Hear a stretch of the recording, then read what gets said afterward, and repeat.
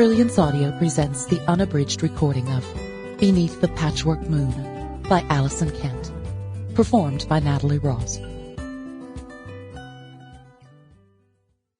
Dedication.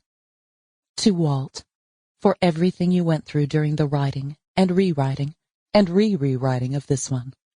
I couldn't love you more. 1. Oscar Gatlin's BMW had plunged off the Edwards Plateau along the Devil's Backbone on a Sunday evening at 7:42 p.m.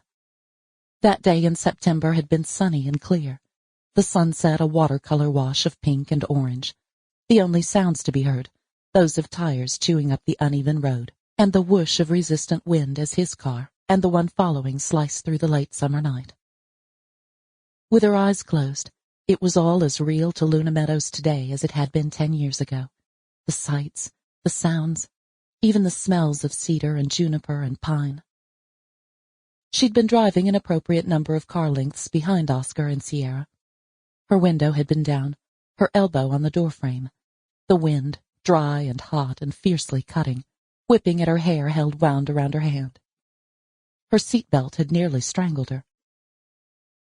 She'd been clinging to any hint of warmth, the pain of the trip's purpose chilling her, when ahead on a too-sharp curve, tires had squealed, and Oscar's car fishtailed, then vanished. Screaming, she'd slammed on her brakes, spinning in the loose gravel at the road's edge, and crashing into a barrier of boulders, barely escaping her friend's fate. Her eyes, already closed at impact, saw all too clearly the empty space where the BMW should have been.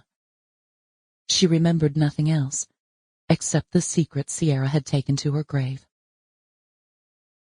She opened her eyes onto the present, 10 years since the accident, 8 years since she'd set foot on the property in front of her, which she, as of this morning, now owned. She'd driven by this house, Sierra's house, plenty of times, watched the elements stake their claim, but she'd done nothing. How could she move on with her life when Oscar and Sierra never would? What right did she have to plan for the future when her friends had had theirs stolen away? But now, because of the house, she had to.